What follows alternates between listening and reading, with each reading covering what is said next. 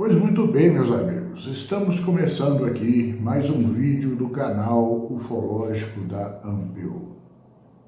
Como eu sempre digo, falo e reitero, aqui a ufologia é de verdade. Depois da vinheta.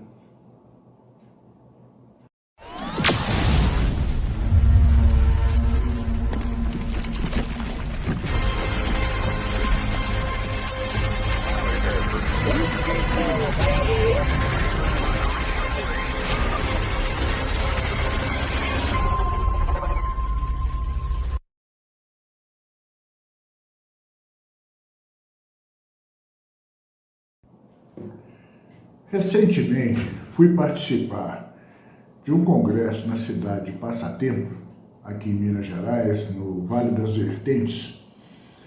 E lá, junto com o Nijinho, o saudoso amigo Antônio Faleiro, e com a revista OVNI Pesquisa, do meu parceiro Paulo Barack Werner, fizemos um excelente congresso.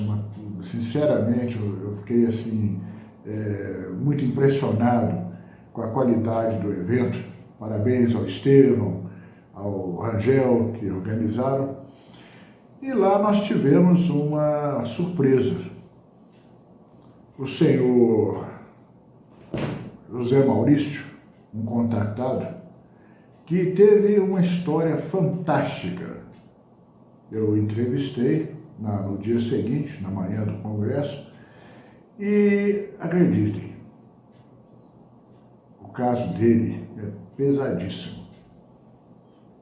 Eu batizei o caso dele como o caso do homem que viu o capeta. Bom, vocês vão entender por quê. Certo é que percebam a simplicidade do contatado e fiquem atentos aos detalhes da história que no final eu vou comentar. Ok? Pois muito bem, vamos ao vídeo. Bem, meus amigos, nós estamos aqui na cidade de Passatempo, na manhã seguinte ao evento do terceiro encontro de ufologia de Passatempo. Um evento maravilhoso, tudo correu direitinho, mas aí veio o melhor. Descobrimos o senhor Maurício, Zé Maurício, que teve um encontro extraordinário que ele vai narrar para a gente agora. José Maurício Rezende, 73 anos, nascido aqui na região de Passatempo, e o encontro aconteceu numa fazenda chamada Fazenda Invejosa, 10 quilômetros daqui de Passatempo.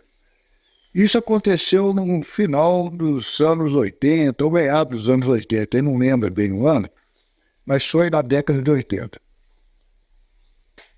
Senhor José Maurício, conta pra gente, com detalhes, o que aconteceu naquele dia por volta das 18h30, onde é que o senhor estava, o que o senhor fazia, para onde estava aí?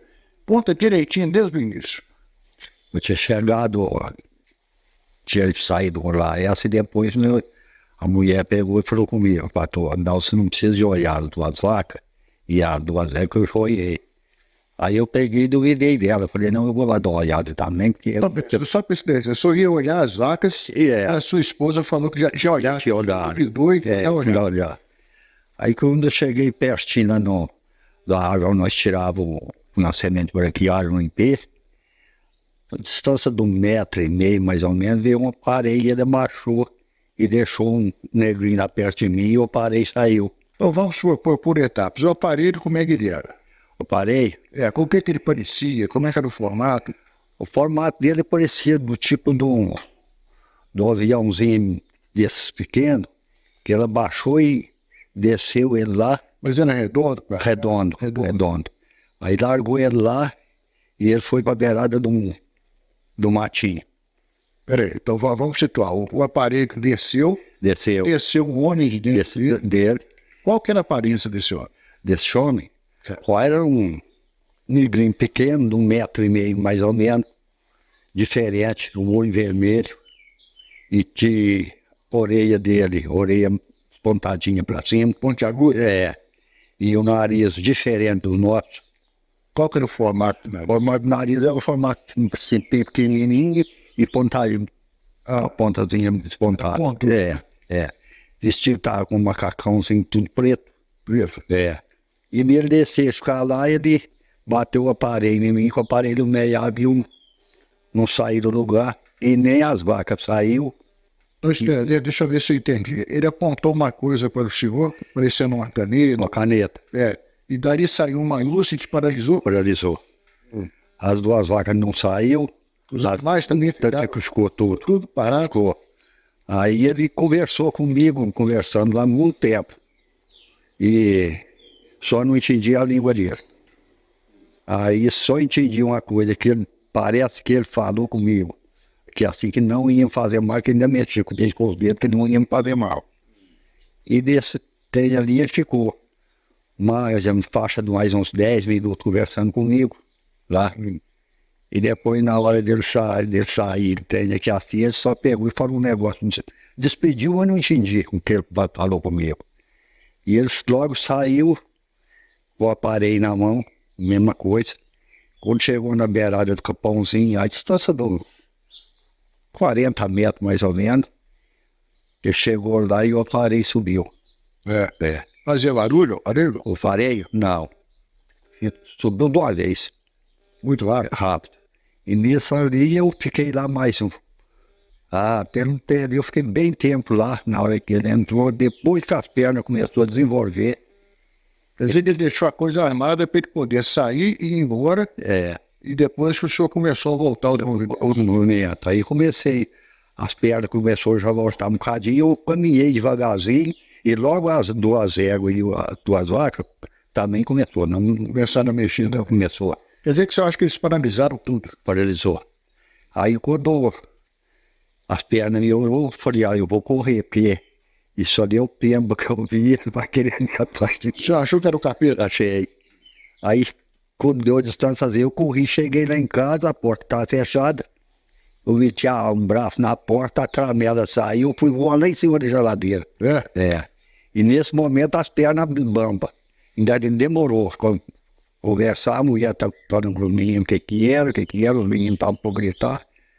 Aí ela foi arrumar um para poder me levar para trazer na cidade. Aí com um pouco eu comecei a conversar, aquela conversa meio assim enrolada ainda.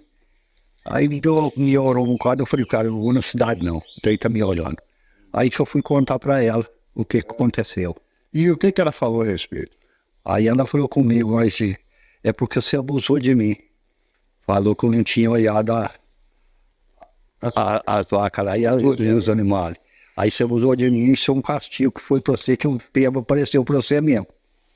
Aí eu falei pra ela, não vai ter que... Aí eu parei medo. Não saí de noite. Consequentemente, o senhor passou a não sair mais de noite? Passei. Aí depois que o Laércio veio aqui na cidade e falou com o Zé Maria, e o Zé Maria falou, não, vamos levar o Neginho lá. E nisso o Zé Maria chegou com o Neginho mostrou lá, falou comigo, que você viu o cara desse jeito, você vai me falar comigo qual é que é.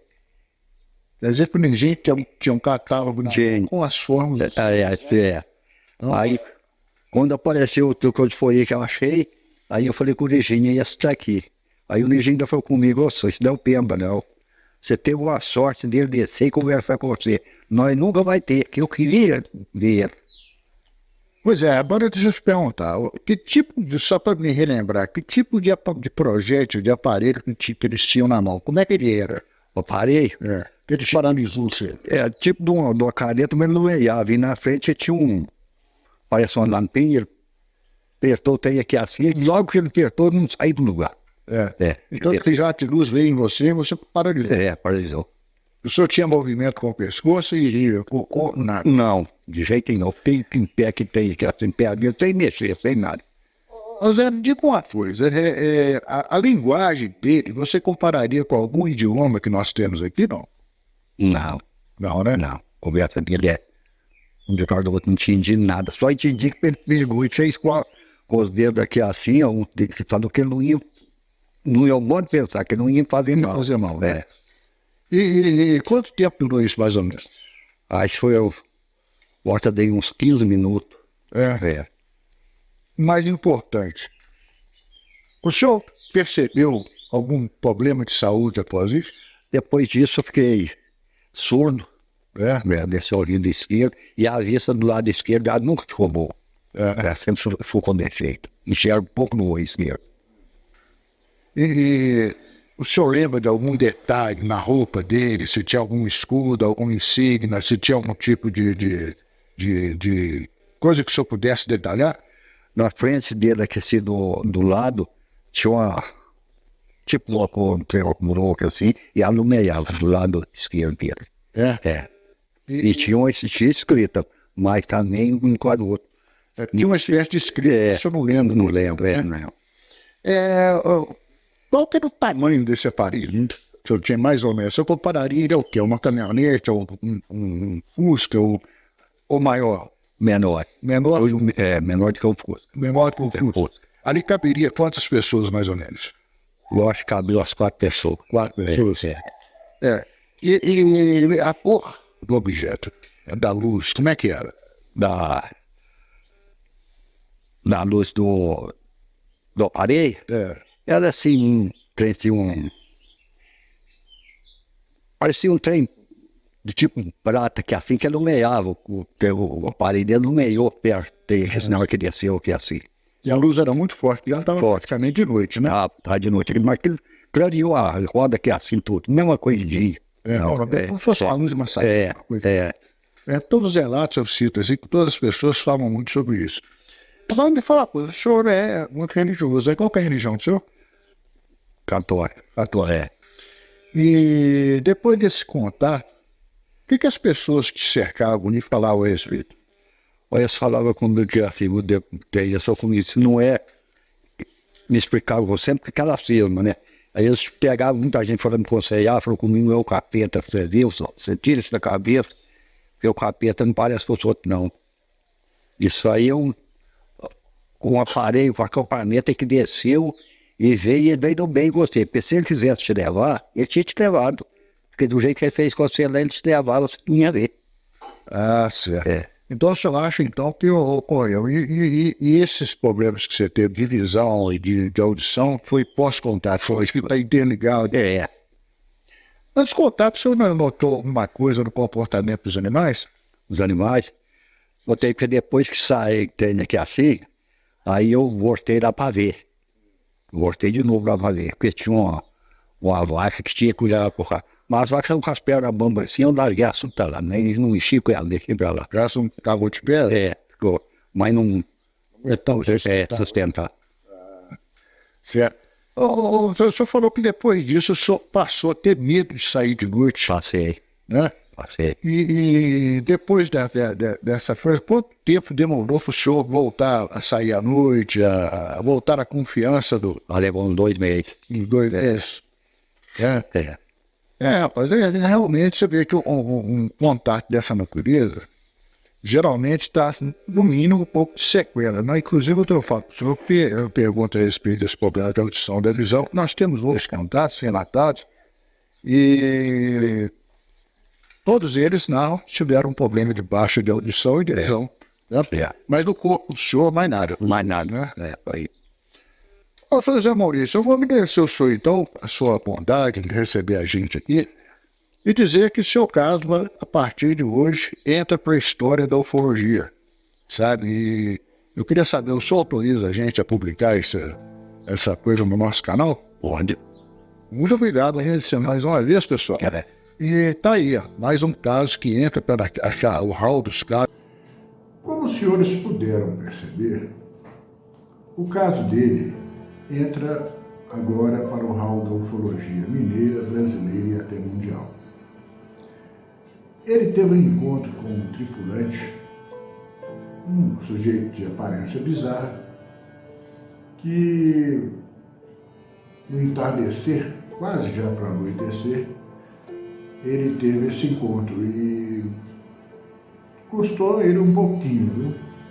Primeiro, ele foi paralisado com uma coisa muito semelhante a isso aqui, ó, uma lanterna. Ok? Não é tão inocente quanto essa minha, porque essa minha só ilumina. A dele fornecia um raio paralisante, que paralisou tanto o contatado quanto os animais que estavam ali. O seu Maurício, inocentemente nessa entrevista, falou que o ser conversava com ele. Só que eu tenho uma interpretação um pouco diferente. Como o senhor Maurício falou que ele trazia aqui uma espécie de uma coisa vermelha que brilhava, eu deduzi que aquilo ali fosse uma espécie de transmissor dele para aqueles que estavam na nave. E ali ele mostrava todas as características, né, do contatado, e logo depois ele virou-se, foi embora, entrou na nave e a nave subiu em uma velocidade espantosa na vertical. Bom, se não fosse o fato de logo depois, né, alguns minutos, ele voltar ao normal, recuperar os movimentos, os animais também, deixou uma sequela que eu, como sempre, bato na tecla. Sempre pós um contato de terceiro tipo, né, um encontro casual de terceiro tipo, que é o chamado contato de terceiro grau ou de quarto grau, as consequências para o ser humano ou o contatado geralmente são danosas. Perceberam que no caso dele, no ouvido esquerdo e no olho, teve uma queda, ele perdeu boa parte da audição, que está ainda decaindo, e o olho dele esquerdo ele também teve uma queda enorme. Então, como os senhores podem perceber, ele falou assim, olha, isso aí foi advento depois do contato. Bom, poderia ser simplesmente uma interpretação. Só que nós temos casos e mais casos aí que relatam a mesma coisa. O caso Joaquim Eloy, por exemplo, ele perdeu o movimento dos braços, ficou cego de um olho. Enfim, eu poderia citar outros casos aqui, mas eu acho que não vale a pena estender demais esse vídeo. Certo que, mais uma vez, seres estranhos, voando em aparelhos de forma bizarra, estão invadindo o nosso espaço aéreo e fazendo contato com pessoas humildes da área rural. Quantos estão por aí e nós ainda não sabemos? Percebem? Então, pessoal, eu me proponho, inclusive, né, a estar sempre buscando esses contatos e falando a verdade sobre eles. Sabe, eu não sou, como vocês podem perceber nos meus vídeos anteriores, de ficar passando pano para extraterrestre. São avançados? São. Mas o que eu sempre digo, avançados em quê? Para mim, esse povo é avançado só em tecnologia. Moral e espiritualmente, eles não nos tratam com a dignidade que nós merecemos, principalmente nós, os donos da casa. E terminando esse comentário, eu digo aos senhores o seguinte: vocês já perceberam? Vou fazer uma analogia aqui. Quando o Brasil foi descoberto, ou invadido, né? Eu acredito que invadido, porque aqui já tinha dono. Os espanhóis e os portugueses, né, chegaram bem devagarzinho, de mansinho, sabe, ganhando a confiança das pessoas, né, como no caso do índio, né? O índio impressionado com aquele povo diferente, de cabelo louro, cor da areia, como eles falavam, né? Olhos azuis e verdes, né? Como uma água marinha, uma esmeralda, sabe? Trajando uma segunda pele, ou seja, uma roupa, que os índios eram nus, né? Então os índios ficavam impressionados com aquilo, então eles foram cedendo a confiança para esses invasores. Resultado da obra: roubaram, mataram, estupraram, fizeram todo tipo de patifaria com os índios que aqui moravam, inclusive tomando as suas terras. Isso remonta àquilo que eu falo. Uma tecnologia superior não anda lado a lado com uma tecnologia inferior. Então, os índios sucumbiram aos espanhóis e portugueses, aqui no Brasil aos portugueses. E até hoje, pasmem, o genocídio que é feito com as comunidades indígenas vem demonstrando aquilo que eu sempre falo. avanço tecnológico é uma coisa, avanço moral e espiritual é outra completamente diferente. E nossos visitantes, por todos os casos que eu já investiguei, que o Uwe Brant Aleixo já investigou, que o Alberto já investigou, sabe? E graças que eu tive com o Paulo, grandes viagens que nós entrevistamos pessoas, inclusive essas aí, sabe? O resultado para nós humanos é bem complicado. Eu espero que todos parem, meditem e pensem. Finalizando mesmo agora, eu vou citar aqui um encontro que eu tive recentemente com um amigo meu que é lá do Rio Grande do Sul, Roberto, e ele me falou uma coisa. Ele falou: Alberto, olha, eu admiro você com suas pesquisas, com suas entrevistas, mas olha, como astrônomo, eu não acredito. Eu falei: olha, você não é o dono da verdade, né? Você pode estar errado.